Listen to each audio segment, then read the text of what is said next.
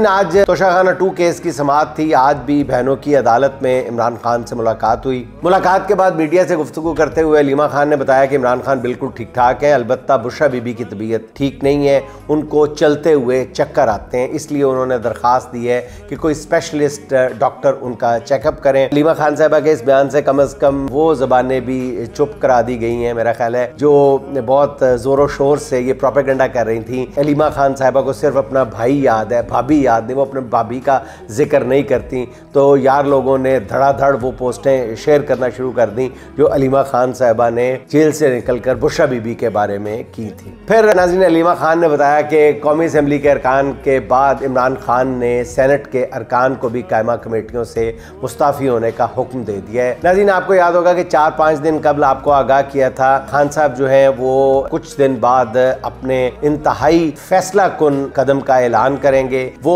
आज एक्सपेक्टेड था, लेकिन आज खान साहब के एक इंतहाई करीबी साथी से मेरी बात हुई है, तो उन्होंने कहा है कि खान साहब ने वो जो ऐलान करना था वो कम से कम 1 हफ्ते के लिए मौखर कर दिया है। नाज़रीन, अब फिर आपको बताता चलूँ कि वो बहुत ही फैसला कुन और बहुत ही कहना चाहिए कि डिसाइसिव, वन वे और दी अदर, वो डिसाइसिव स्टेप होगा जो PTI की तरफ से उठाए जाने का ऐलान होगा। इसके लिए खान साहब ने शायद मामला 1 हफ्ते के लिए मौखर कर दिया है।